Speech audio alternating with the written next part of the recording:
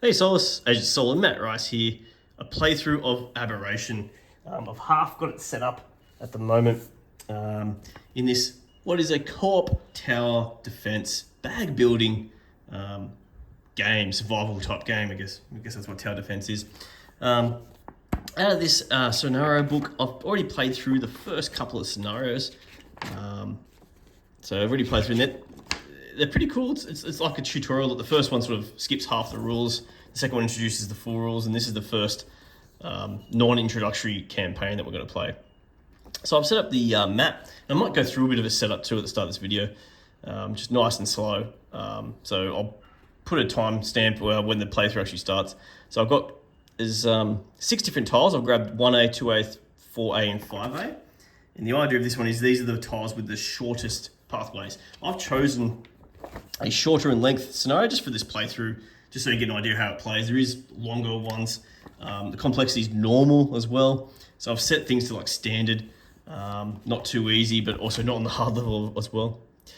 I've grabbed what is a little village here that sort of snaps in the middle here. The shopkeeper always faces northwest. We've got north to the top, so it's like map north, and we've got north, east, south, and west. We've put all these vantage points. So the idea of this game is that there's these little shadow tokens that we have to reveal, and they most likely will be aberrations, which are things that are being sent by the Great Beast. The Great Beast is lurking out in the woods somewhere, and it's coming for our village. All these aberrations, these are like, mutated animals or mutated people coming to destroy our village, and we have to defend it. I'm going to play a 2-player playthrough of this. There is a solo mode. It does change some of the rules a little bit. So I'm playing just the normal rules, so I've got two heroes, which I'll go through soon. So I've set up all the shadows. It tells you where the shadows go by like a little symbol in each tile where they're meant to go to start with.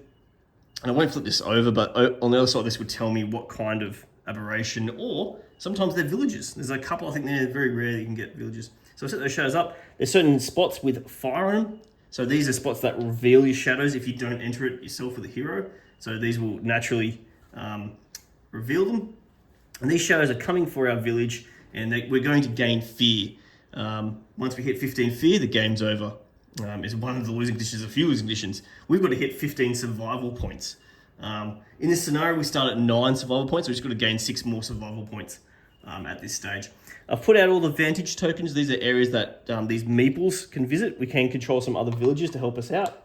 And if we see these vantage, we save these vantage tokens by spending these actions, which I'll talk about soon. We gain a survival. So yeah, it's like that. And there's also like little bits, like pieces, like there's an action at the end of the round by the Great Beast itself that can put influence tokens out, or even the shadows themselves can bring influence out, which shortens the pathways. And that's another way we can lose if one of the pathways is fully blocked with influence. We lose the game as well. So I've set up the board like this. Nice little board. It takes up a bit of table space, but it's a tower defense. There is a minis version, by the way. As a caveat, this is the standard version. So I've got standees, except for heroes. I've got minis for the heroes. Alrighty. So we've set up the board like that. Make sure you're north, south, east, west, and south. There's also all around there as well. Alright, let's go to the Great Beast board. So this is the recommended setup. It does have a little symbol here because I've got one of the expansions called Spellcasters expansions. So I believe that means if I don't want to use the bats, I can switch it out with the gnolls from the expansion, which I have done. We set up 4 Great Beast cards as well. Alright, so what have I done with that? So we've set up a Great Beast board here. We've got 6 levels for each minion, and yes, for each minion. I've actually got the wrong one here, so I'll fix it up in a moment. I'll show you in one moment. Actually, I'll fix it up now. So let's replace that there. That's better. The purple ones are hordes, so they're not as tough. They're like the lesser evils. And then we've got the monstrosities, which are a bit more boss level like, I guess. And there's only one of them for each. So once you spawn another one, you'll just activate it. There's no other way to spawn one. Well, there's 3 of each of the hordes. I start at level 2 because that's like this recommend. You can have level 1. It goes all the way to level 6, and they do level up during the game, just a little bit, especially on a short one, not too much, because I level up via these Great Beast cards. I've got 4 of them. That's like our timer. Once we're not able to draw a Great Beast card, we've also lost. The Great Beast has taken over our village. We've got these transformation cards. What's happening is this Great Beast is not only mutated these, I guess what you call it, aberrations. And these are called aberrations, by the way, both monstrosities and hordes. But they're also taking over the heroes. The heroes are becoming corrupted, and the villages are becoming corrupted. So these transformations, they give you, it's pretty cool, to be kidding. They give you like a boon, something awesome, because you're becoming more like an aberrant. You're gaining weird mutated powers, but at the same time, it's killing you. So keep that in mind. I've also got some shadow tokens underneath here. I'll just sort of randomize, shuffle them up. You may need the coin purse sort of tokens for them. They may wear pretty quickly. I'm not going to use the standee heights in these. I'm going to face them up so you can see on my camera as well as I place these out once they become revealed on the board as we play the game. Alrighty, the next thing to set up is the village board. So for the village board, because we're playing 2-player, we start at 9 survival and 9 fear. So I've done that.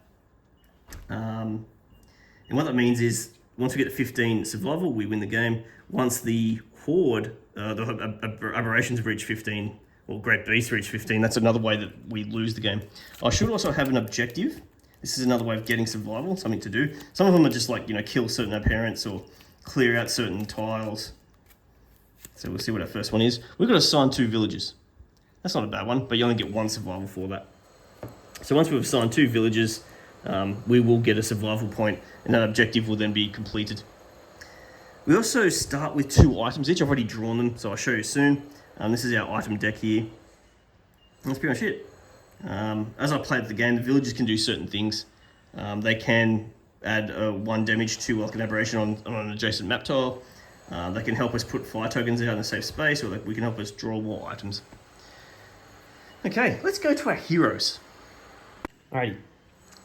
First thing you'll grab for no matter what hero you are, there's 3 boards here. You always grab the middle board to start with and fill it out with these tokens.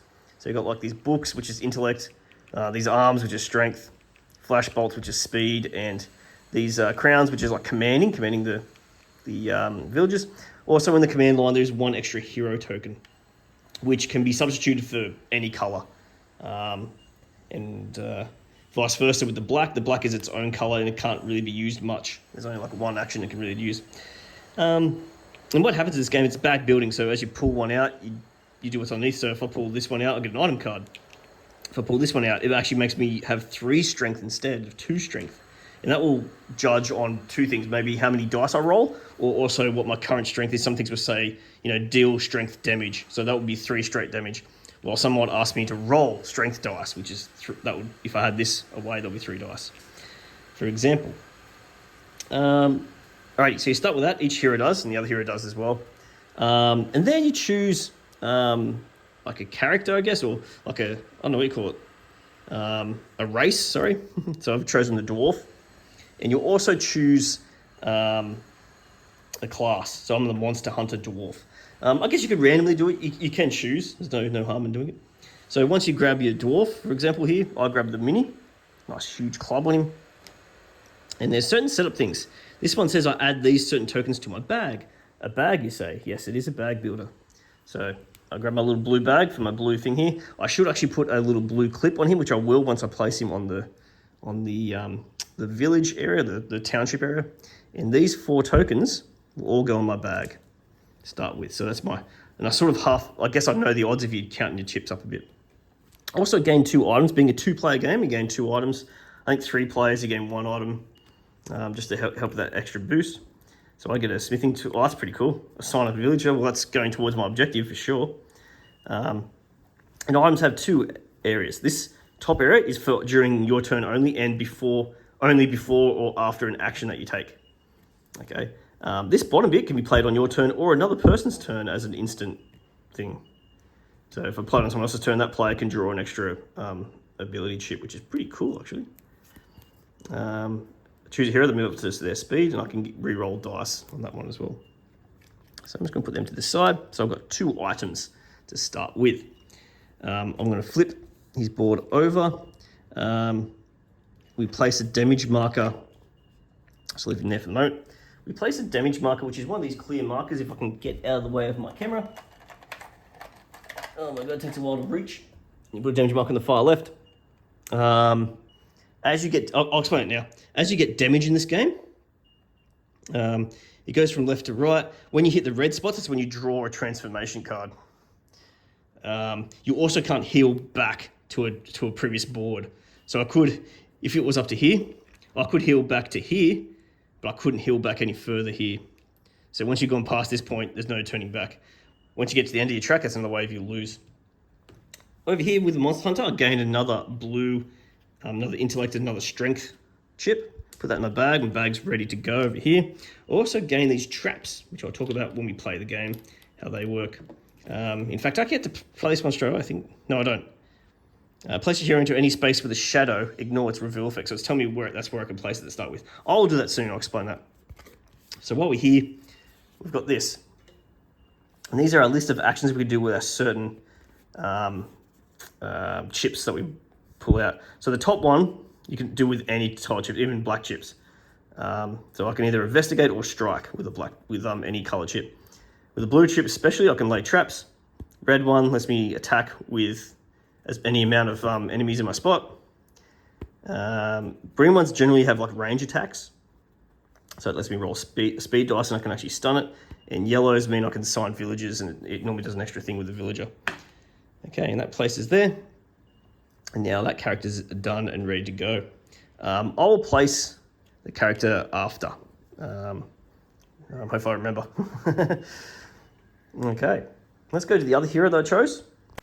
All right, second hero. And since I'm allowed to use the expansion in this one, and how I know that is, it says it here. So this symbol here means I can use this expansion, but I can't use the duck expansion. The duck expansion just has a monstrosity and a horde. There's nothing too special with that missing out. This spellcast expansion has a lot of things. It has more items, more relics, which I'll talk about in a moment. Has gnolls and eldritch beings as their monstrosities. It also has 2 new characters, and I think it's like another 4 or 6. I think it's 4. Not even 5 maybe. 5 new classes to mix and match with your heroes, and 2 heroes in it as well. As a side note, relics are like extra. It's a card that gives you an extra ability. So you may say, "Oh, use a strength chip, then you can do this extra ability," or it might just be a passive thing that you have.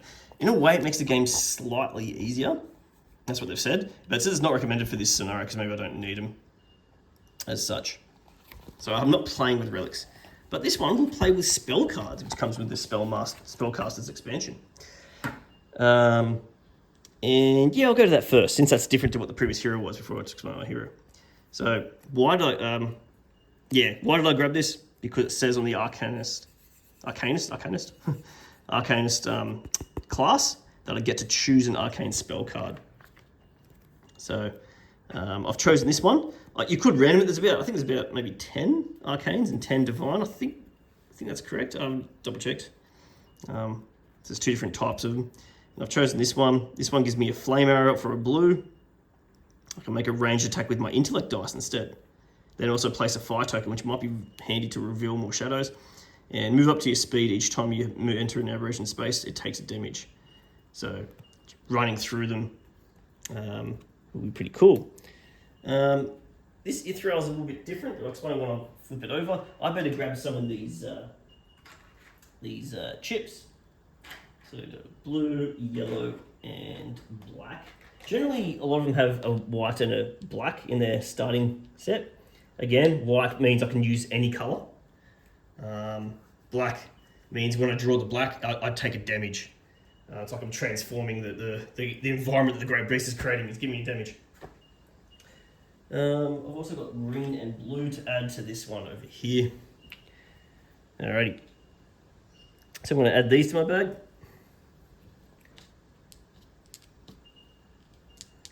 Flip this board over and place the damage marker at the start space of your track. I assume, if it doesn't say anything, I assume you start in the village. It doesn't say. I mean, he's got a special ability anyway. So I've got a special ability where I can spend any chip to place my hero into any space on the map, which would be fantastic, especially when it's 2 players, just to get around the map a bit easier. It doesn't actually say where this person starts. I'm assuming it's village, if it doesn't say.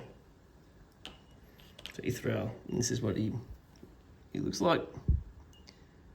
He looks a bit half ghostly dead himself.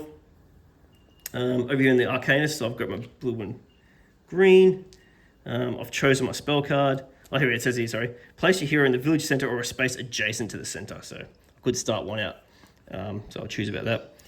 This is his list of actions. He does a lot of ranged attacks as an Arcanist, except for this one here. Mystic Darts, Fabricate, summon one village if it doesn't attack, draw an item card. So I can fabricate my own items, which makes sense for a ghostly form like this guy. And again, same stats, doesn't change here as the game goes, which I like that. You start with the same stats, but then as the game goes, you can develop your character differently, depending on like your class and your starting character, all things. Oh, and my 2 items that I drew as well. So this is particularly for my character. I've got to reveal 1 shadow on any map tile, ignore its reveal effect. That'd be really handy because some of the reveal effects that they have are quite nasty.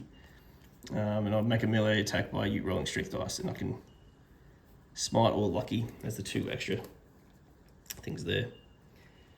Alrighty. So Dwarf's going to be my first player, by the way. I'm going to put him right here because he's allowed to start on a shadow spot since he's the monster hunter. And I'm allowed to reveal this shadow because when heroes are on spots with shadows, they get revealed. The only exception to that is if you can run through them and then you won't reveal them. It's like if you didn't notice them, you went straight past them.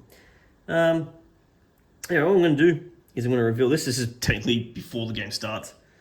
And I'll ignore its reveal effect. Excellent, this one has an effect. Not all of them have effects.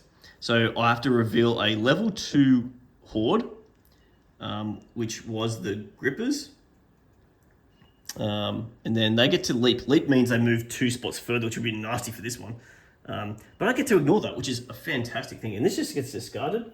And because, I might do a quick little flip over, if you can see right there, in the very corner, grippers were on level 2.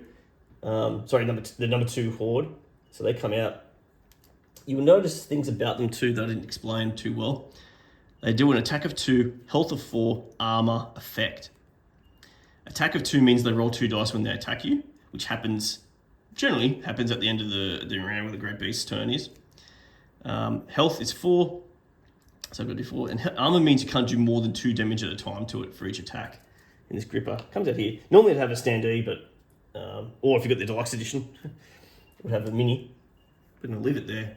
And that's how that one's starting. And I've decided to start Ithral, the ghost, right here. Even though it has that ability that can pretty much transport him anywhere he wants to. Now I better do this before I forget, because it does come with for up to 4 players the basis so you can recognize who's who. Just for you guys, I know who it is, but just for you guys in case you didn't know. So blue is going to be my dwarf, and orange is going to be my Ithral. Alrighty, and then technically we're now about to start the game. So that was all the setup. The playthrough wise now is about to start.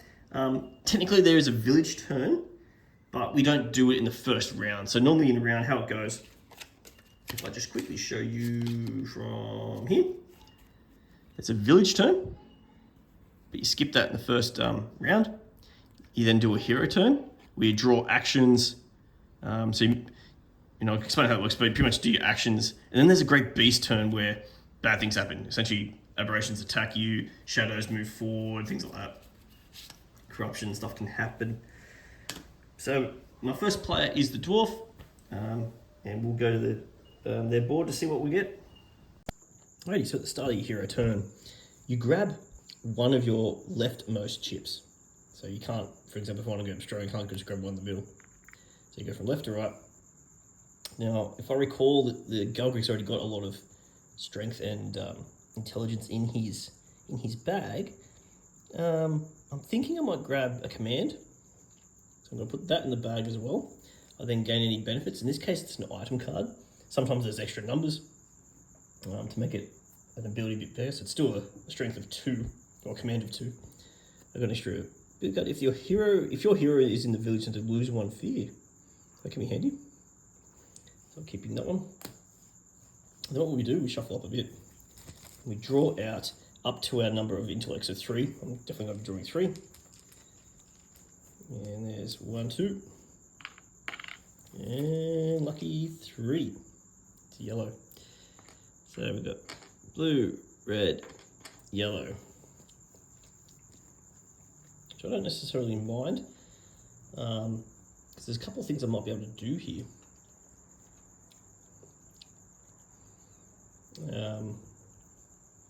Alrighty. I just want to let's get survival straight away here. So, as being in the first turn, you can either, if you're in a spot with a vantage point, which I'll show you in a minute, I am, you could spend your action chips to unlock that vantage point to gain a survival, and that's where you can assign a villager. Or you could spend these for example, I could spend any colour here to either investigate, which is to move up to my speed. I could strike, which is just doing strength damage, so that would do just straight 2 damage without rolling dice. My blue here can lay a trap, which I'm tempted to do, but I think getting this vantage point will be best. Crowd fighting is my strength, which means I can attack as many as I want aberrations in my space. That's why I'm thinking I might stay where I am. I can do that next time. And this yellow lets me assign a villager and add 1 to any damage dealt by this assignment. Beautiful. Let's do that. So I'm going to spend these 2 and I'll show you what I'm about to do. So I spent a red and a blue, so that lets me unlock guard the stone circle. So now that's a spot that villagers can now go to. If there is enough tokens, what they're called influence tokens, that get close enough to here, it will corrupt this space and it will gain a fear. But at the moment, that's pretty far away. Still got a couple of spots to get there. So that's unlocked, but that used 2 of my actions, unfortunately. However, we've unlocked militia. So if I assign someone there, which I'm thinking I might do, here it is.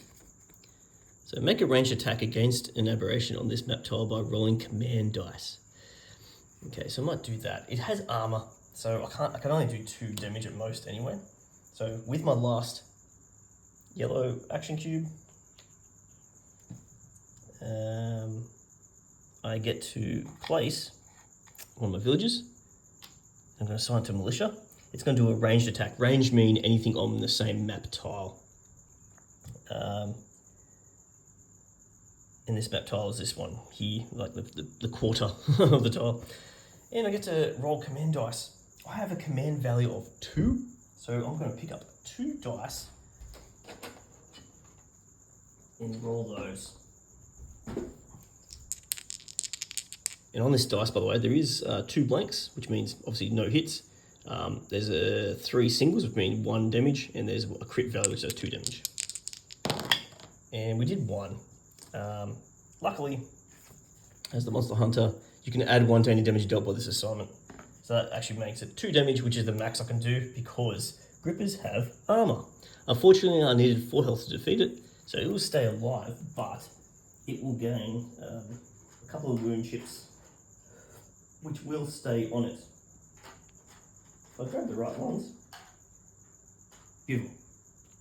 2, but it's still alive, that aberration, so that's going to have a go at me at the end of this turn. Other things I'd note, if I didn't, I could have retained a chip if I didn't want to spend something. That means I can retain 1 chip for next turn, so it makes it a bigger turn next time. I've also got tenacious, which means I can take -1 damage from aberration attacks, which is fantastic for Galgary. He's good to be a bit of a stalwart. Before I end my turn, I'm going to spend this item card to assign a villager. So let's have a look at that.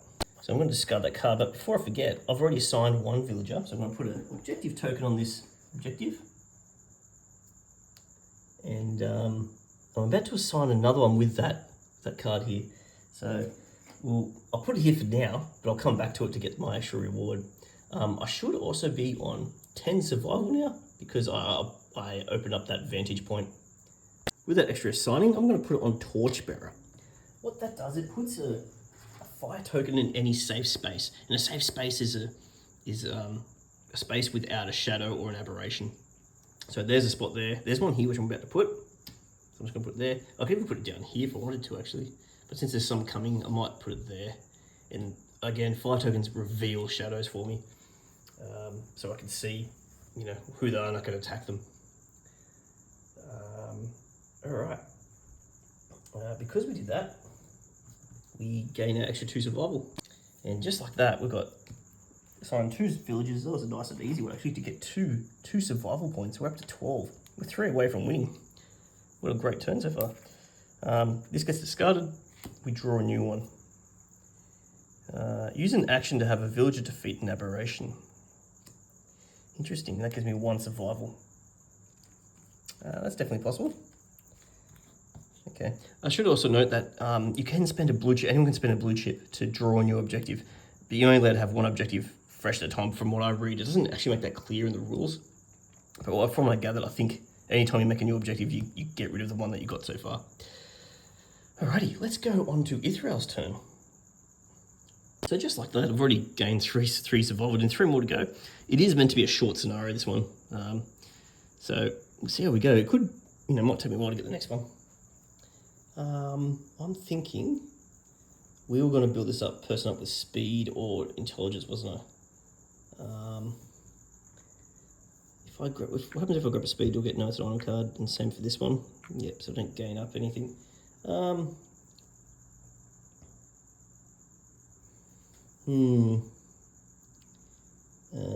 Let's gain.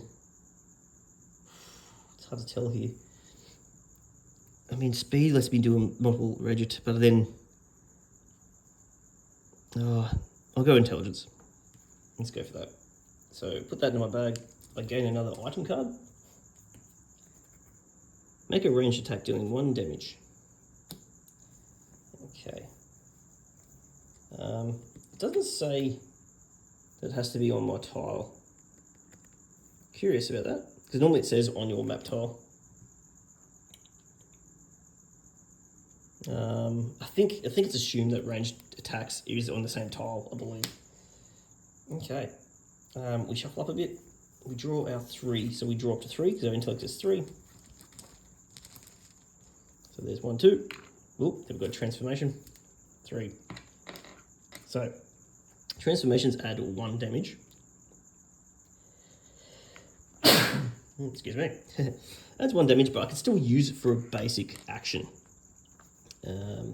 I've also got a command, and I've got an intellect, which would be fantastic to use. So the aim of the game is to get survival points, right? So let's do something tricky here. I'm going to spend my transformation on my special ability. Place your hero into any space on the map. So he teleports all the way over here because I've got the right action chips to unlock this one, protect the market. So I'm discard those 2, flip this over, and that's now ready to use. True, I haven't really taken out any aberrations. I really needed to, but yeah, that's what I want to do. Try and get a quick game's a good game. So we're up to 13. 2 more and win. So flying through it. Well, that's what it seems like anyway. Okay. And that's the end of Ithral's turn. We're heading into the Great Beast turn. Alrighty, the Great Beast turn. So what happens here? You activate the aberrations first, which are the ones that are revealed. So this Agrippa. Let's just grab its card for the moment. Its Agrippa is alive. It's going to roll 2 dice against Galgric. So it will, in order of activation, it will try to move. If there's no one in space, it will just move. If it moves into a space and then into someone, say if Galgric was here, it would move forward 1 and also attack. However, if it's in the same space, it will just attack but not move. It's as if Galgric's blocking its way. So we roll 2 dice. And the dice work the same way as the heroes. So it can hit me for 2, 1, 0. However, Galgric's got that special ability where I take 1 less damage. So hopefully not a crit. It hits me for 2, I still take 1 damage. So what's going to happen here? I move my cube up 1 space here. It isn't a red space, so I don't gain a transformation. I haven't been corrupted yet. Okay, then that's the only aberration we revealed. Then we move shadows forward 1 space, starting from the north. If you hit, so they just move advance 1, and you start from the lowest number to the highest. In this north space, there's only 1 shadow, so we move it forward. There's a fire token, we reveal it. And unfortunately, it's 2. It's level 2 and level 3 horde. I shouldn't say level, it's just a number 2 horde, number 3 horde. which is another gripper and a knoll. But there's no other effects, so they just stay up there. These ones, there's nothing here. These ones here, we'll move forward 1, reveal, 3, and ambush. So we have to read what ambush does. So first of all, number 3 is another knoll. And the ambush, I should know this one. There it is. So it says deal 1 damage to each hero on this map tile. Luckily, got no one on that tile, so no damage done. Excellent. And this one also moves forward, but doesn't get revealed. If a shadow reaches the village, it's 2 fear. If a horde reaches the village, it's 1 fear. If a monstrosity reaches the village, it's 2 fear. Okay. Coming down to the south, this one moves forward, gets revealed in this. A 4 and an influence, that's nasty. So 4 is our first monstrosity. It's a grotesquerie. So it goes right there. And it has 4 attack dice, but only 3 health. It has revenge and toxic, which are nasty abilities.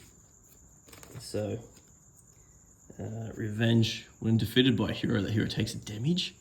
And toxic, when defeated by a hero, that hero gains 1 transformation chip. That's really nasty. So when it's defeated, it does nasty things, but you get a reward for monstrosity. You get an extra item card when they die. This one also moves forward. And then to the west, this shadow moves forward. Because I have a hero here, he gets revealed. Oh, sorry, I forgot about the influence down here. So influence chips. So influence like blocks a space and it moves, pushes everything further forward, meaning it's closer to taking us out. It goes to the highest numbered space, which if you could just see is like right at the bottom here. Hasn't affected too much. It means heroes and enemies can't go through there though, so it's blocked this shortcut for me, which kind of sucks. And this one gets revealed. Okay, so if we had 4 players playing, we'll gain an extra level 1. It's a level 4, that sucks. It also gains an influence. Now, there is only 1 level 4 monstrosity, which is the grotesquerie. So if you draw it again, it activates, meaning it's going to move forward 1. So I don't place one there, unfortunately, so I don't get to use my awesome ability where I can hit multiple enemies. So that sort of backfired slightly. It also gains an influence, but that will be on this tile. I believe that's how that works, even though it activates any other monstrosity that there. I think it goes onto this tile, which means it'll be this bit here. Again, another shortcut blocked. And then the last step in this Great Beast round is that you draw a Great Beast card. So we only got 4 cards here, that's like our timer, so essentially there's 5 rounds. Because when you can't draw one, that's when it's also a game over. So our first one. So what's going to happen here, it's going to have a certain thing that will level up, which is kind of nasty at the moment. Has another effect, and how many spawns we make and whereabouts, or where it starts. So first of all, the number 4 monstrosity, so the grotesquerie, is no longer level 2. It will level up. It's getting closer to our villages, leveling up to level 3. Now attacks with 5 and has 4 health. Oof, that's nasty. I'm gonna get hit with 5. It says here, each player rolls 1 die and the hero takes that much damage. Well, let's just do that here. So this is for Galgrick, because he's first player. He gets hit for 1, so he has now 2 damage. I assume it's not an aberration attack, it's a special ability, so I can't take -1 off that. And then for Ithral, he also takes a damage. Okay, he's also on 2 damage. Okay. And then we spawn, so number of heroes, which is 2, plus 2 is 4, starting from the east. So we spawn 4 enemies. So we grab random chips, starting from the east. So the east is pointing down here. So you see where it points, that's where you start. So 1 goes there. 1 goes here, number 4, at the highest number it goes to. Now, I don't think it goes there. I think it's just once per tile. Someone might correct me if that's wrong, but I placed 2.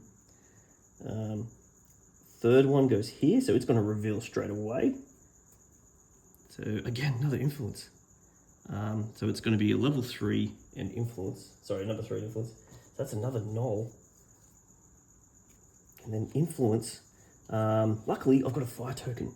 So a fire token negates an influence, but it destroys the fire. So that's one way of slowing down influence, if you put fire out the extremes. And that's what I was tempted to with that, but yeah, it didn't happen. It won't attack me though, it's just revealed. How many was that? 1, 2, 3, we've got one more to go. 4 will go up to the north. It will also reveal at the top. It's going to be a 1 + 2. So that's a Gripper and a Savage Wolves. We've got plenty of aberrations out there. Okay, it's time to do some damage. And that's the end of the Great Beast's turn. We now head into a new round. Start of the round, we get our villagers back to the middle, the ones that are still alive, because they can be destroyed in situations. And then we switch the first player token, which is going to be Ithral for this round. This is our board state. We have 2 more survival to go.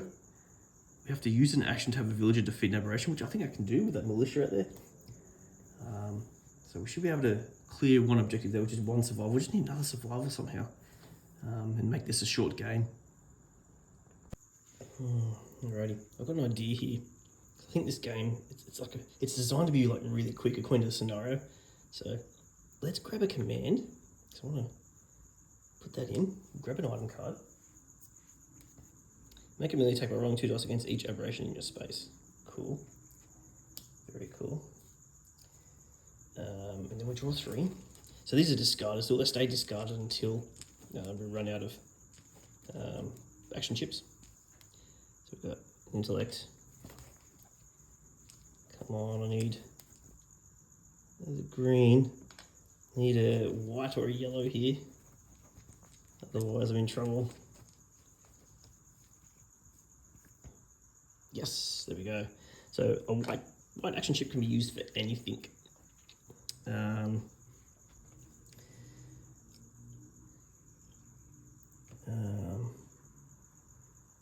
So I need those 2 to.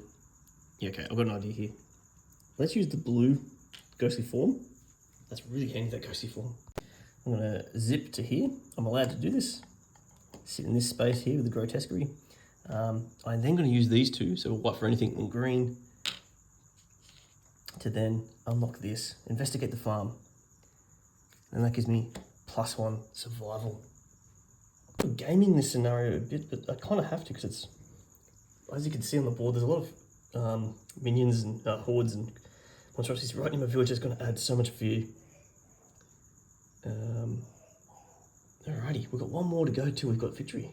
Spend this, make a melee attack by rolling a strength dice. I may as well have a go at this grotesquerie right in front of me. So strength dice, I'm only at 2, so rolling 2. I'll just do 1. Yeah, let's just do 1. So that's just 1 damage. I need to do 4 damage to it. It does have toxic and revenge on it. I'll just keep hitting it. I've got this. Make a melee attack by rolling 2 dice against each aberration in your space. Unfortunately, it's just the 1. But I just want to kill this grotesquerie. It's only another 1. I don't think we're going to get there. I may as well keep this. This is only going to do 1 damage, it's not going to kill it. I can do this one. Reveal 1 shadow on any map tile, ignore its reveal effect. I'm going to do it on my own map tile. Let's just do this one. Awesome. So that means I ignore the influence, but I put a number 1 out there. That was a bit of a risk actually, because I don't have too many numbers left. If I end up drawing, say, a number 2, because I've got no more grippers left, I would activate every gripper. That's what happened. So that was a bit risky actually. I probably shouldn't have done that. I got lucky. That's the end of Ithral's turn. I just need 1 more survival point, which I think I can get with Galgrick. Right, 2, I'm going to draw a yellow. I just want to make sure I can assign a villager, that's why. Now my command's up to 3 as well. So my intellect's still 3, get to draw 3 chips. So there's 2. Ooh, it's good backfire here. I need a white or a yellow, otherwise I won't win this round, I think. Yes, got the yellow. Beautiful. That's exactly what I need. Now, I've got to be careful here because I don't want to overkill this thing. So I just want to do 1 damage somehow, which I've just thought about. I don't know how I'm going to do that.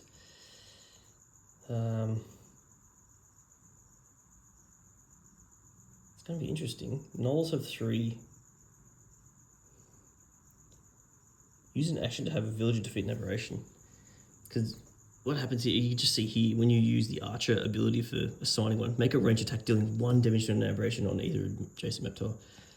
Unfortunately, the grotesquerie, maybe I should have put the 1 attack on it. It's probably too late now. I should have used this.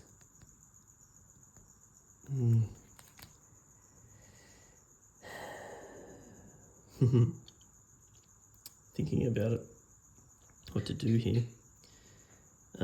Because no doubt I will kill the gripper.